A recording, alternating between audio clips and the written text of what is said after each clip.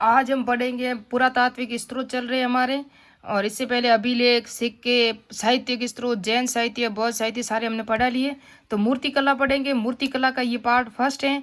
प्रागैतिहासिक काल से पढ़ेंगे स्टार्ट करके। कुषाण काल में 3 शैलियाँ थी, हमें पता है। और प्रागैतिहासिक काल में क्या क्या विवरण था, यहाँ से पूरा डिटेल से पढ़ेंगे। और एक अशोक स्तंभ है ना, उसका भी डिटेल से बताऊंगी मैं आपको। ये अशोक स्तंभ है, उसकी क्या क्या डिटेल है पूरी, ये आप मैप से देख सकते हो। ये मैप से समझाऊंगी अशोक स्तंभ है। उसके बाद मैं आपको बता देती हूँ कि हम नोट्स कहाँ से बना रहे हैं। तो ये सौरभ चौबे की बुक है प्राचीन इतिहास, ये देख सकते हो। ये सौरभ चौबे की बुक है, यहाँ से सारे नोट्स बन रहे हैं हमारे। ये सौरभ चौबे की बुक है, और ये सारे के सारे टॉपिक मैंने यहीं से दिए। और हमारा जो अब चल रहा है ना, आज स्टार्ट हो रहा है नया, इससे पहले ये सारे टॉपिक हमने कर लिए। अभिलेख कर लिए, सिक्के भी कर लिए। अभी स्टार्ट हो रहा है वो मूर्ति कला। क्या हो रहा है? मूर्ति कला। मूर्ति कला से हम डिटेल से पढ़ेंगे। और स्टार्ट करते हैं अभी मैप से और पूरी डिटेल से। और आप देखोगे तो प्राचीन काल से सिंधु घाटी सभ्यता से मूर्ति कला का निर्माण है ना, ये प्राचीन काल से हुआ था, हमें पता है। प्रागैतिहासिक काल से हुआ, फिर सिंधु घाटी सभ्यता आएंगे। वैदिक सभ्यता में इतना मूर्ति कला का कोई खास इंपॉर्टेंट पर्सन है नहीं। जहाँ से हम पढ़ेंगे मौर्य काल पढ़ेंगे, गुप्त काल पढ़ेंगे, और इनमें से जो शैलियाँ है ना, गांधार शैली पढ़ेंगे, मूर्ति मथुरा शैली और अमरावती शैली, 3 शैलियाँ भी पढ़ेंगे, पूरी डिटेल से पढ़ेंगे। और प्रागैतिहासिक काल में कैसे विकास हुआ वो बताएंगे। मूर्तियाँ क्या क्या इम्पोर्टेंट थी, किस किस की बनती थी, हमें पता है कि प्राचीन अगर हम पढ़ेंगे पूरा पाषाण काल में तो वहाँ पत्थर और हड्डियाँ की मूर्तियाँ होगी। जो हमने नवपाषाण काल, ताम्र का पाषाण काल भी पढ़ा था, तो उसके अंदर भी हमने बताया था आपको। उसके बाद सिंधु घाटी सभ्यता, वो कांस्य युगीन सभ्यता थी, तो वहाँ कांस्य की मूर्तियाँ भी होगी, पत्थर की भी होगी, मरण मूर्तियाँ भी वहाँ होगी। इस तरह पढ़ेंगे। उसके बाद हम पढ़ेंगे मौर्य काल। मौर्य काल में भी हमें पता है कि यहाँ जो बौद्ध धर्म का बहुत पड़ा, उस पर प्रभाव पड़ा था मौर्य काल में। और बौद्ध धर्म मथुरा जो प्रमुख केंद्र था, मथुरा शैली, तो वहाँ से हम पढ़ेंगे जहाँ इंपॉर्टेंट मूर्तियाँ होगी, कांसे की भी होगी मूर्तियाँ, जो भी नर्तकी की मूर्तियाँ, मोहनजोदड़ो से कौन सी मूर्ति थी, हड़प्पा कालीन सभ्यता कैसी थी, पूरी डिटेल से। तो देखते हैं हम मूर्तियों के विकास को। और इम्पोर्टेंट परीक्षा में अभी RS परी में नेक्स्ट 2021 में आया था कि यक्ष की मूर्ति जो कहाँ से मिली थी। तो यक्ष की मूर्ति जो मौर्यकालीन थी, ये जो परखम से मिली थी, परखम से मिली थी। तो स्टार्ट करते हैं। देखो पहले हम वो तो बाद में पढ़ेंगे तीनों को, कुषाण काल बाद में आएगा, पहले प्रागैतिहासिक काल से स्टार्ट करते हैं। तो स्टार्ट करते हैं। 3 भागों में बांटा था, पूरा पाषाण काल, मध्य पाषाण काल, नवपाषाण काल। पूरा पाषाण काल को भी वापस 3 भागों में बांटा, निम्न पाषाण काल, मध्य पूरा पाषाण काल और उच्च पूरा पाषाण काल। हमारे जो राजस्थान में जो सिलेबस है ना असिस्टेंट प्रोफेसर का, वहाँ हमारे मध्यकालीन सभ्यताएं दी हुई, जहाँ बागोर है, निम्बाड़ा है, मंडापिया है, सब जो मध्यकालीन जो भी सभ्यता थी ना, वो सारी है। अगर आपने वो भी वीडियो नहीं देखा हो तो देख लेना, मैंने बना दिए हैं, पूर्व एग्जाम के पर्सन भी वो बना दिए हैं। तो उच्च पूरा पाषाण काल है ना, यहाँ से हमें बहुत इंपॉर्टेंट तथ्य मिलते हैं। चित्रकला का भी विकास इसी उच्च पूरा पाषाण काल से हुआ था। होमोसिपियस जो मानव बना था, जिसे बौद्धिक मानव भी कहते हैं, वो भी इसी काल में था। और यहीं से हमें मूर्तिकला का प्रथम प्रमाण मिलता है, उच्च पूरा पाषाण काल से मिलता है। कहाँ से मिलता है? उच्च पूरा पाषाण काल से। और यहाँ से जो लोहदा नाला इलाहाबाद में है ना, यूपी उत्तर प्रदेश में, यहाँ से हमें अस्थि से निर्मित मातृ देवी की मूर्ति मिली थी। तो पहला ही प्रमाण हमें यहाँ से मिला था, है ना, किसका? मूर्ति कला का पहला ही प्रमाण हमें यहाँ से मिला था। उसके बाद हम देखेंगे नेक्स्ट में सिंधु घाटी सभ्यता में 3 प्रकार की मूर्तियों के निर्माण हुआ था। किस प्रकार का? 3 प्रकार की मूर्तियों का, जिसमें हम पढ़ेंगे प्रशस्त मूर्तियां, यानी कि पत्थर की मूर्तियां, और मिट्टी की मूर्तियां, ये मिट्टी की मरण मूर्तियां, फिर कांस्य की मूर्तियां। 3 प्रकार की थी।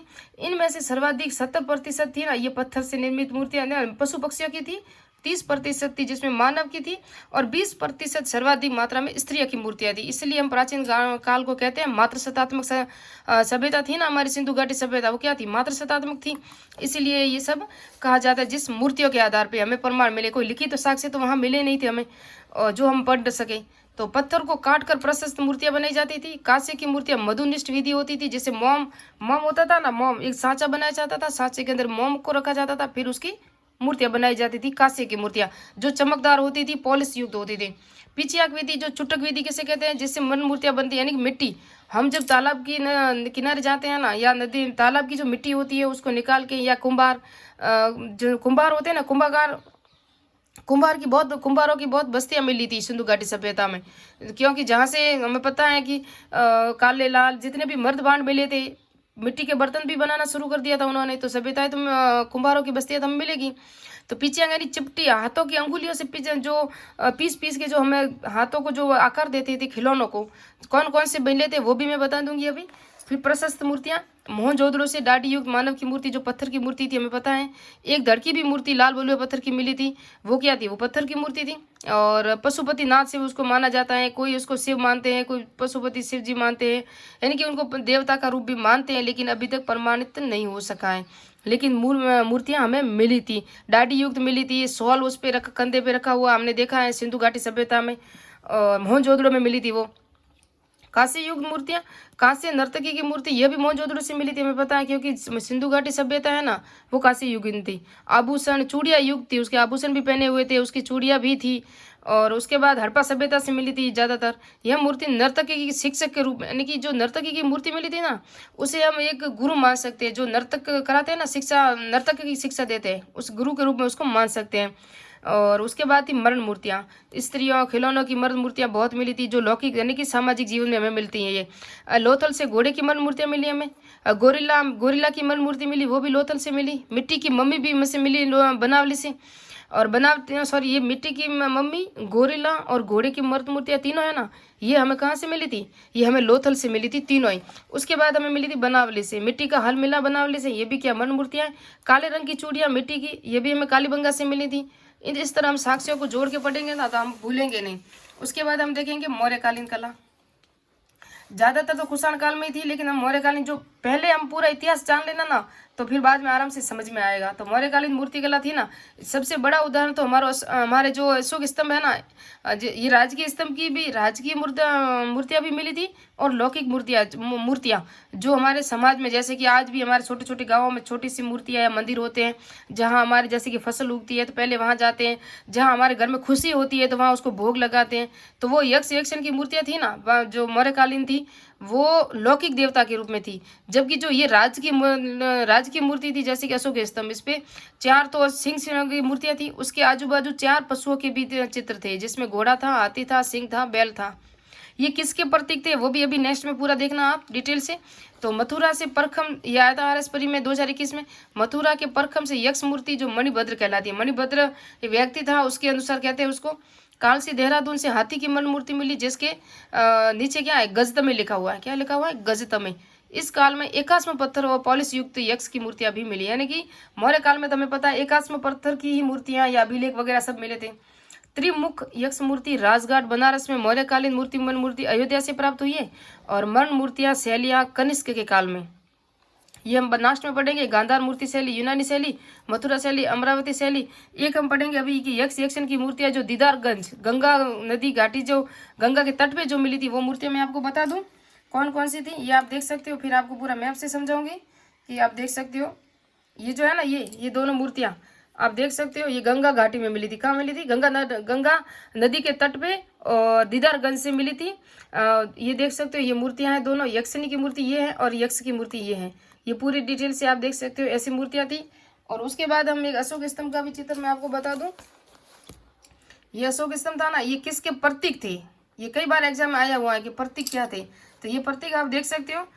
घोड़ा जो पश्चिमी ग्रह त्याग का प्रतीक था, जो बुद्ध से संबंधित था, घोड़ा था ना, ये इधर था। घोड़े एक तो एक सिंह है, एक हाथी है, एक बैल है, और एक ये घोड़ा है। ये 4 चित्र तो नीचे थे, ऊपर 4 सिंह थे, शक्ति के प्रतीक थे। आप सिंह में कभी कंफ्यूजन मत होना, 4 सिंहों के थे ना, वो ऊपर थे और वो शक्ति के प्रतीक थे मौर्यकालीन राज व्यवस्था से। लेकिन जो नीचे एक और सिंह था, उसको क्या कहा जाता था, ये ज्ञान का प्रतीक था।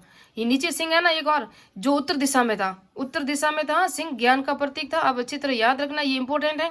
उसके बाद दक्षिण में बैल की वृष राशि का प्रतीक था ये, और ये दक्षिण दिशा में था। ये अशोक स्तंभ के चित्र है ना, ये हाथी था, ये पूर्व दिशा में था। और बुद्ध के गर्भ ग्रह का प्रतीक था हाथी। क्या था, बुद्ध के गर्भ यानी जन्म लेते हैं ना कोख में, उस तरह कहते हैं। फिर घोड़ा पश्चिमी ग्रह त्याग का, बौद्ध धर्म बुद्ध के ग्रह त्याग का प्रतीक था घोड़ा, और ये पश्चिमी दिशा में था। इसकी दिशा भी पूछ सकते हैं। उसके जो ये सिंह जो किसका प्रतीक था, तो ज्ञान का प्रतीक भी मान सकते हैं।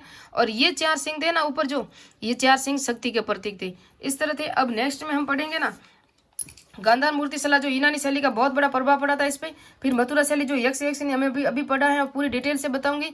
फिर अमरावती शैली क्या क्या थी, पूरी डिटेल से पढ़ेंगे नेक्स्ट वीडियो में। और ये था जो बेसिक जानकारी थी वो मैंने दी है आपको, कहाँ कहाँ से मिली थी। कांसे की मूर्तियाँ, मिट्टी की मूर्तियाँ, और अभी भी हमने सारे देखा पत्थर की मूर्तियाँ। मूर्ति कला का विकास कैसे हुआ वो भी अभी देखेंगे। सर्वाधिक मूर्तियाँ किस काल में बनी थी वो भी बताऊंगी मैं आपको। नेक्स्ट पार्ट में मिलेंगे।